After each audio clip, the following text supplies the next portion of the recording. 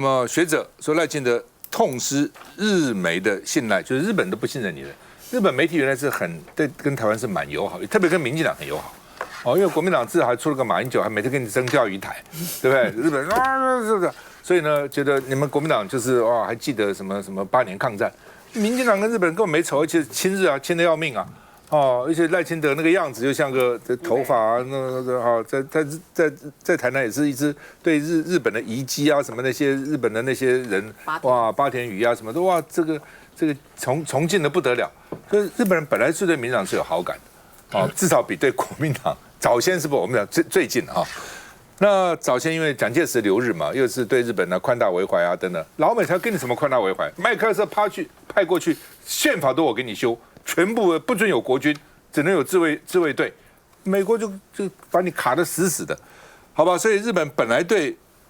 台湾，特别对民进党是好的，之前对李登辉很好啊，对蔡英文很好。搞个赖清德，现在说已经媒体不信任他了，从自由派，从保守到自由派都不乐见罢免，就是说日本人当然开始没讲，那个外国媒体没讲，心里一定觉得你搞什么大罢免呢？没有道理啊！全世界民主国家没有这样干的，只是我是觉得他们当时没讲话，也是这个还是台湾内政问题嘛，所以也不好来干涉，那就心里觉得不以为然，就看你结果嘛。如果结果果然都罢掉了，那表示你民进党还是厉害嘛。一个都没罢掉，人家就跳出来了，说你搞什么鬼啊？对不对？你弄了个半天大罢免就不对，大家都知道不对，但是呢，你要执意要去搞，然后又搞失败，所以台湾民众也不买单嘛。所以呢。这个日本的学者小笠原也是说，日本媒体都不信任你，那媒体会影响到民众嘛，媒体也会影响到这个政坛嘛，一定是这样。那美国也不是你，前一阵子不是美国也讲吗？所以民进党现在老美也不信任啊，共和党也不信任啊，觉得你太靠民主党，你去搞那个什么 DEA 这个多元文化又是反核废核，这现在跟川普的政策都不一样嘛。所以，那你民进党到底搞什么呢？美国也不信任你，日本也不信任你，自己玩啊？你自己玩得起来吗？所以呢，好几个社论都轰这个大罢免，所以学者就说赖清德失去日本的信赖了读卖新闻先发表社论，直白批评台湾的大罢免，然后呢，这个接着3天，产经新闻也发表评论，还说赖清德会是陈水扁第2吗？那另外呢，这个美国现在呢也是淡化共和党淡化台湾牌，认为说台湾不要变成美国的一个包袱不要一直想把美国拖下战争拖下战场，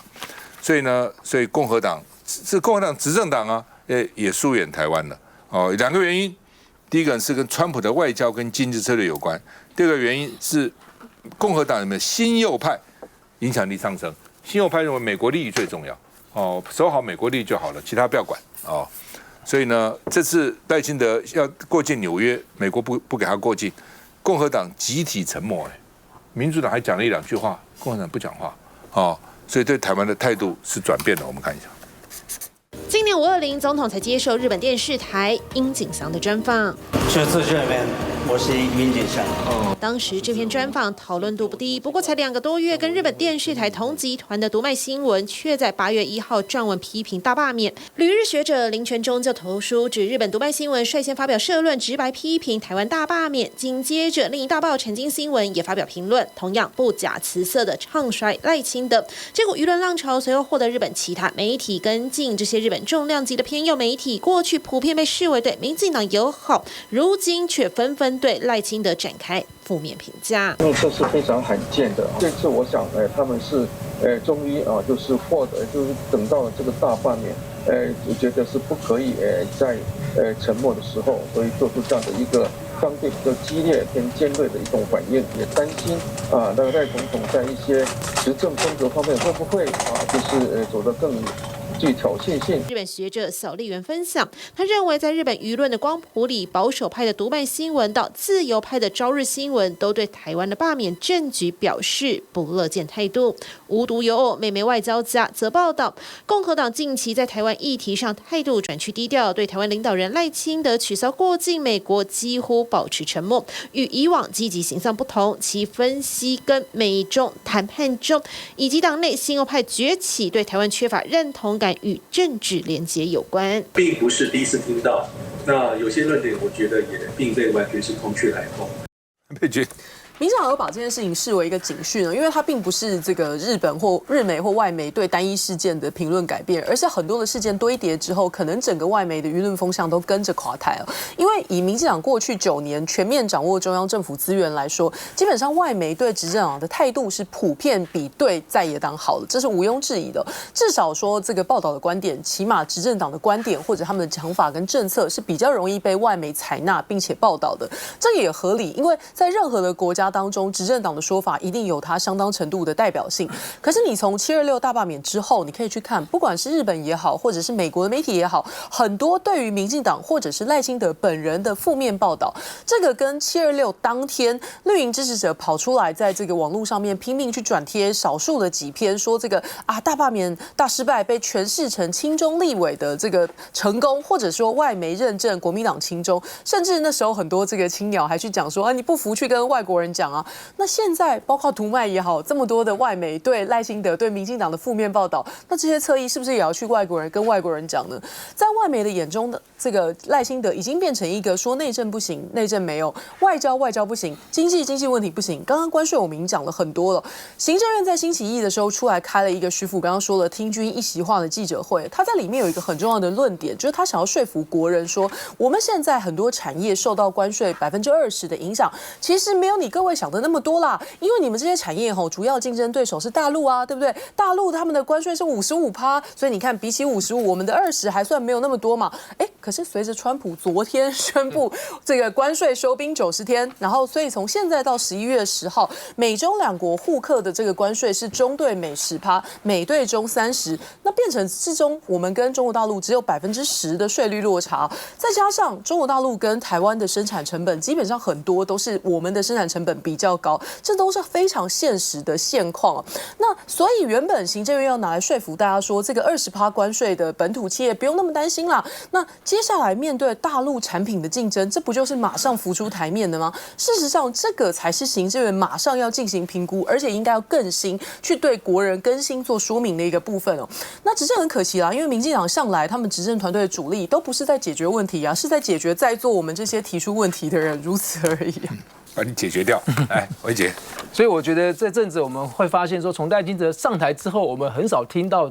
台美史上关系最好跟台日友好这2句话。这2句话是他们过去一直倡导的。台日关系很好啊，台美关系好。但是呢，在这一次，我觉得不管是日本的这个外媒也好，或是美国外媒也已经在点醒我们的台湾的政府，就是说，你赖清德应该要赶快回归正轨，而不是每天在搞大罢免。当我们的民众还在 care 说我们到底关税是20%还是20+N 的时候，你只关心那个罢免会不会超过25%？就我们关心的这个20几%，跟他关心的25%是不一样的。你应该告诉我们，未来整个台湾的产业该怎么因应，我们的对策是什么？包含刚刚佩君讲的，好，你面对未来，如果说确定就是20+N 的时候，你面对周遭国家的一个竞争力，你要拿出什么样的对策，怎么样的一个纾困措施？完全都没有，还是在继续在823的大罢免，继续呢在那边绕着这个台湾内部在转，那搞得这个乌龙偏逢连夜雨，内政不行，外交不行，国际不行。那现在台湾民众也看破你的手脚，那接下来台湾民众该何去何从？说真的，不管是产业，不管是一般的民众，大家都非常的担心啊。那台湾未来的这个经济的支撑力，到底刚刚讲的是4万人失业，还是30万人失业？那多少人会放无薪假？我想这才是台湾民众想要关心的。对于823的大罢免，其实大家已经觉得已经在726已经告诉你一个正确答案，他们需要的是安居乐业。接下来再回来。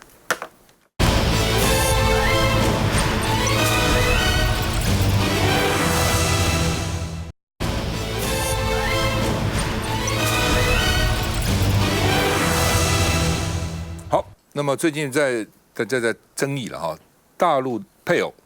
担任公职，比如什么议员啊、村长啊、里长的呢，需要放弃中国籍。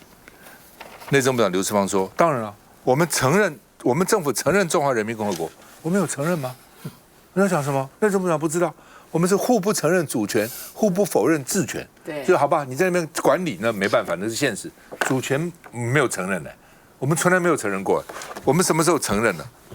而且问题在这边，你承认他，他也不承认你啊。所以我常常觉得很多是相互的嘛。”对不对？你就吵2国论，好，你说是一边一国，他有承认你吗？他也没承认，他说你是他的，那他也没承认，你干嘛承认他呢？这基本上就是这样子嘛。而且话说回来，如果你真的说没有中华民国了，他还抓狂了，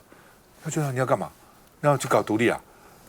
所以呢，目前这种情况就是大家还是就是互不承认主权，互不这个否认治权，然后各自理各的，也就是这样了嘛。一拖了这么久那另外呢，这个他们是讲话都矛盾的，因为被骂了。刘世芳说承认中华人民共和国，所以周荣泰就说目前还是以中华民国宪法为依据。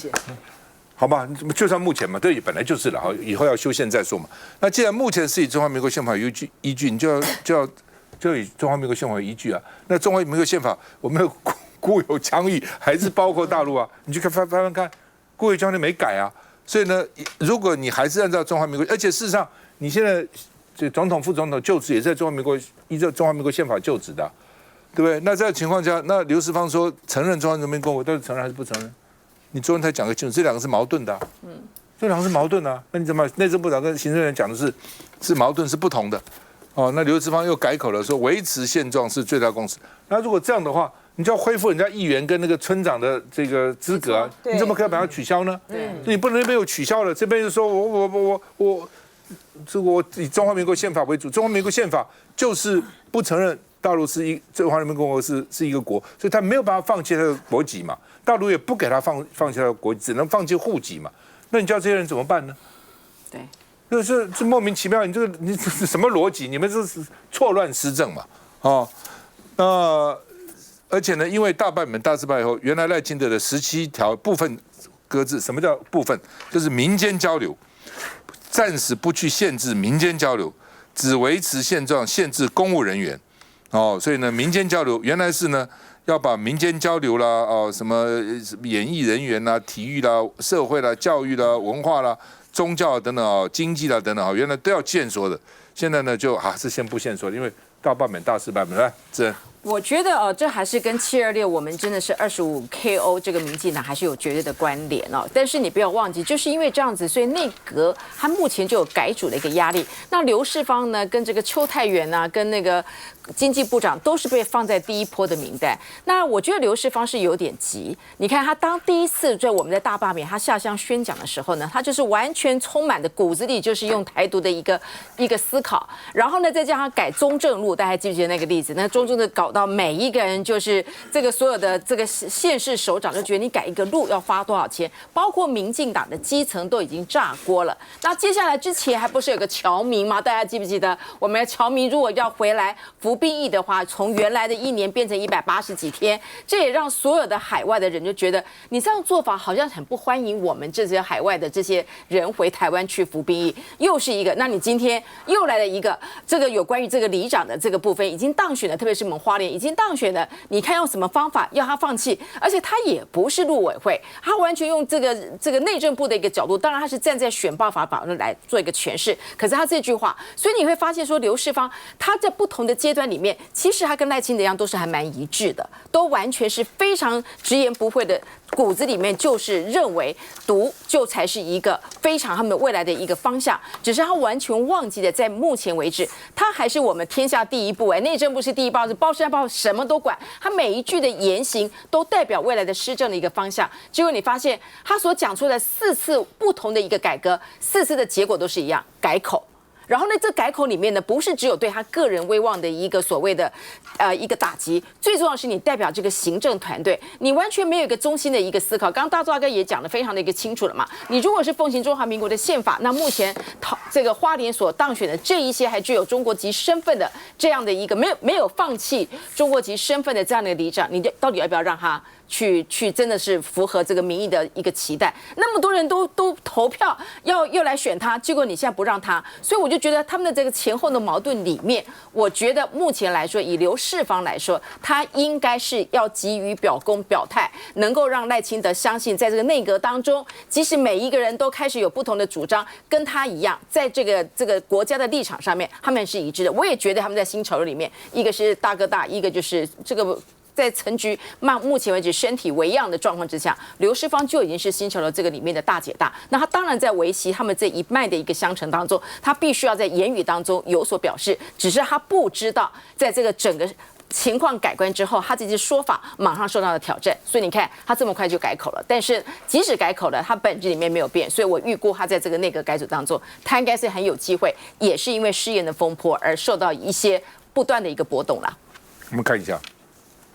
维持现状是台湾最大的共识。还没步入立院一场，内政部长刘世芳先重申，台湾共识是维持现状，因为前一天他的这段话遭民众党批评扭曲宪法。中华民国与中华人民共和国互不隶属，所以呢，站在中华民国政府的角色上面，我们是承认中华人民共和国的。代表官方承认中华人民共和国，不过在宪法增修条文中，中华民国本来就有自由地区与大陆地区，蓝也质疑何来两国。我们的内政部呢，仍然是依法行政，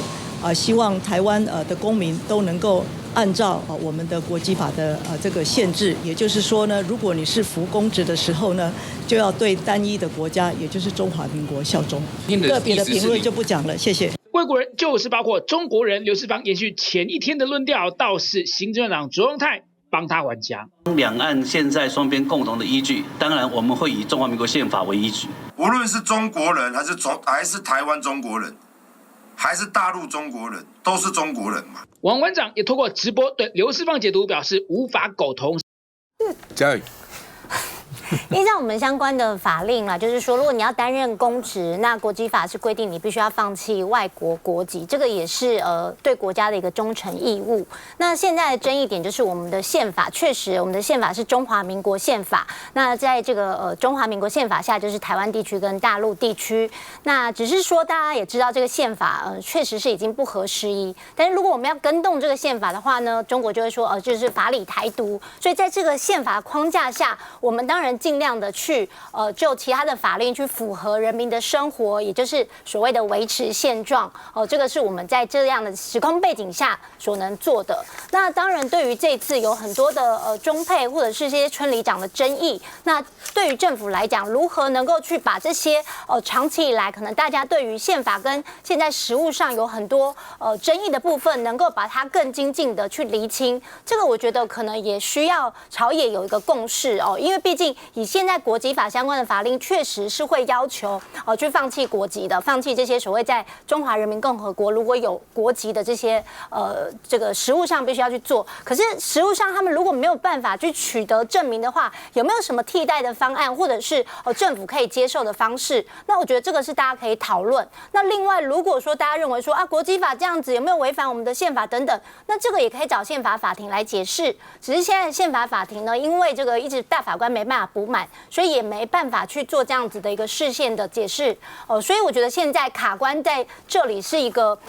长期以来的一个结构性的问题。那我觉得政府现在面临很多的问题，都在于朝野的沟通跟互信的不足。那也希望说未来这样子，不管是宪政僵局，或者是我们所面临的这些议题，都能够透过双方能够好好的愿意去把这些这个歧义能够化同存异这样子呢，求同存异才能够让我们的这个纷争能够慢慢的厘清啦。其实从他们要去取消这个陆配你就可以看到说取消陆配担任这个村长的这资格，还有未来民众党要担任这个立委的这个资格，他们现在已经开始在准备着你就可以看到呢，虽然呢大罢免呢大失败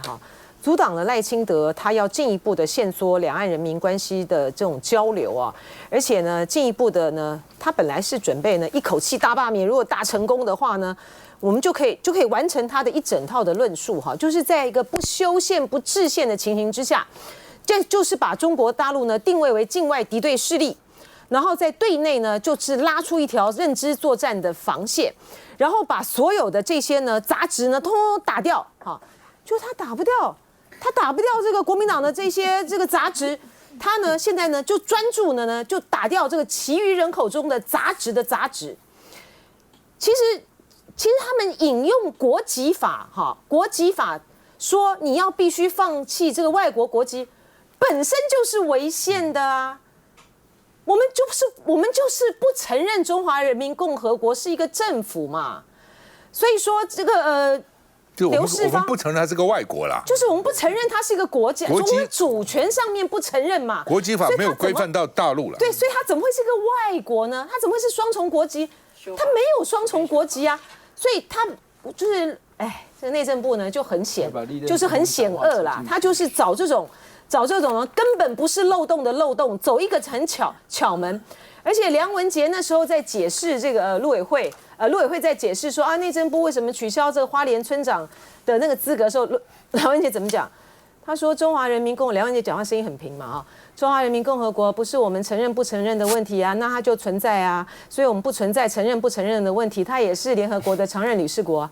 梁文杰，你是傻了吗？他就故意讲这种模糊的话嘛。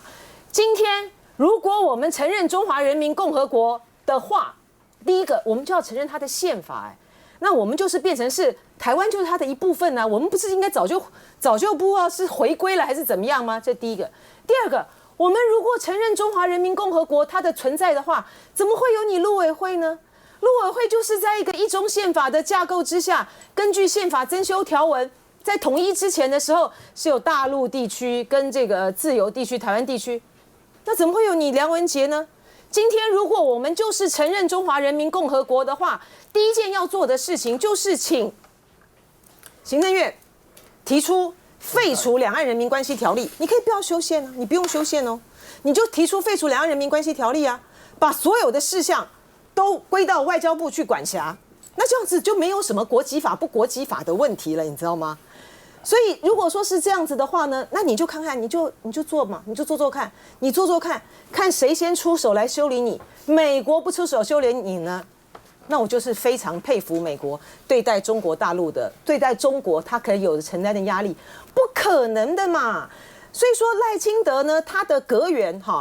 不管是卓荣泰也好，或者是刘世芳也好，或者是陆委会也好，都在玩一种呢，以为台湾人民都是白痴的一种游戏。然后任令呢，现在呢，陆配呢，他明明在台湾的生活那么长的时间，花莲那个村长很辛苦还有养公婆，他养公婆，先生又有问题，还有3个孩子，然后人家能有对不起台湾吗？台湾生活了一辈子，然后呢，他情愿，他可以，他做出那个承诺。他可以不要跟大陆的什么的亲戚不往来，也不回去，都不而且他并不是没有试图努力他还去跟那个大陆分说，请你开出那个取消这个中华取消这个国籍证明给我，人家开不出来嘛，因为依照大陆的规定，你本来你没有户籍，你如何申请国籍啊？所以说内政部玩这种手法，我觉得非常的可恶，其心可诛啊。很坏的，我真的觉得说我真的再强调一次，下午记者访问我说他们说行政院会动一些阁员，我真的没有用了。你赖清德本身要正派执政，你心里要有正派，你心里不能邪恶。当你把国民党的委员通通打成中共同路人，你就很邪恶，你想把他一举干掉，都是替习近平的话，这个心里你不是正派在治国。你赖清德，你在立法院也干过，现在有些委员还是你当时同事，你不知道他们是不是中共同路人吗？你可以这样子吗？对不对？然后呢，又在台湾搞分裂，中华民国派、护台派，在台湾里面把它分成两派，你可以让你团结融合都来不及，你还在分裂，你搞分裂、搞对立、搞仇恨、搞大罢免，你真的是正派治国吗？老百姓眼睛是雪亮的，所以让你一个都扒不成，你还不知道悔改，你还不知道悬来勒马，你还去搞823，你会再次受到重大的打击。我这不知道他们到底搞什么鬼？